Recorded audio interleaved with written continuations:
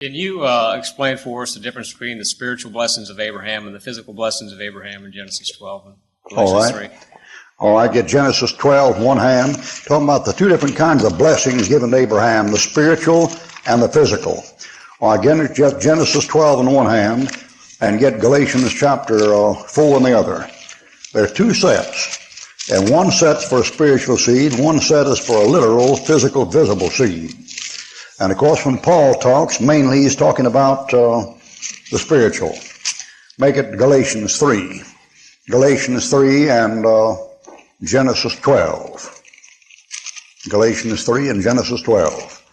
Now this is very important, because if you ever get them confounded, ever get them confused, then you'll make all the physical promise to Abraham apply to the Christian. You get what we call post-millennialism. You get involved in trying to bring in a literal physical kingdom here on earth without Christ, which can't be done. All right, Galatians chapter 3. Galatians chapter 3, verse 8. And the scripture, foreseeing that God would justify the heathen through faith, preached before the gospel Abraham, saying, In thee shall all nations be blessed. In thee shall all nations be blessed. See that thing? How many have a cross-reference there to Genesis 12:3? Let me see your hands. That's the wrong cross-reference. That's where you get in trouble right there. That isn't a reference to Genesis 12:3. Look at the wording right there. In thee shall all nations be blessed. Now he's talking about spiritual things. 8, faith. 8, the gospel. Verse 9, faith. See, spiritual things. Verse 16.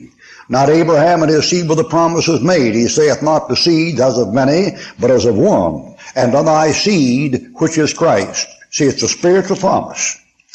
To make sure about this, look at verse 29. And if ye be Christ, then are ye Abraham's seed, and heirs according to the promise. But it's not the promise in Genesis 12. How do you know? Well, the King James straightens out the original Greek. Galatians 3:8 said nations, right? Right? Go to Genesis 12. He didn't say nations. Genesis 12:3. Whoever gave the cross-reference couldn't read 5th grade English. Genesis 12:3, I will bless them that bless thee, and curse him that curses thee, and these shall all what? Families. Fella couldn't read. Where to get nations from? Genesis 22. Genesis 22:18. Here's the quotation. Genesis 22:18. Here's the quotation. And in thy seed shall all nations of the earth be blessed. What's the context? Verse 17, the seed. What is the seed? Well, my.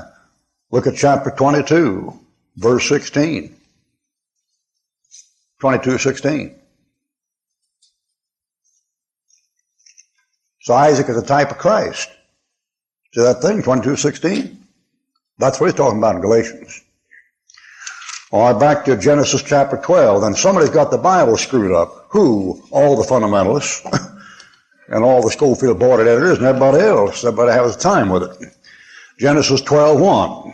Now the Lord said to Abram, get thee out of thy country, literal physical, from thy kindred, literal physical, from thy father's house, literal physical, to a land, literal physical. There's nothing spiritual in that thing. There's nothing spiritual in there. I will make of thee a great nation, physical. I will bless thee and make thy name great, and thou shalt be a blessing. That could be either way. But I'll bless them that bless thee and curse him that curses thee, physically, temporally. You can curse a Jew and still be saved. That isn't a spiritual thing. But you curse a Jew and you're liable to lose your money. That's right. That's right. God will bless those nations that take care of that Jew. Now, to show you how this thing goes, come to Genesis chapter 13 and look at verse 14. And notice the promise given to Abraham before this time had nothing to do with the spiritual seed. They have to do with a piece of land. Genesis 13:14, and the Lord said to Abram, after Lot was separated from him, lift up thine eyes and look from the place where thou art, northward, southward, eastward, westward. For the land which thou seest, to thee will I give it, and to thy seed forever. I will make thy seed, not as the stars of heaven, as the dust of the earth. Literal, physical, visible seed. Man was made out of the dust of the earth. So the two sets. And the promise to deal with the physical, literal, earthly, visible piece of land have to do with the descendants of Abraham, Isaac, and Jacob.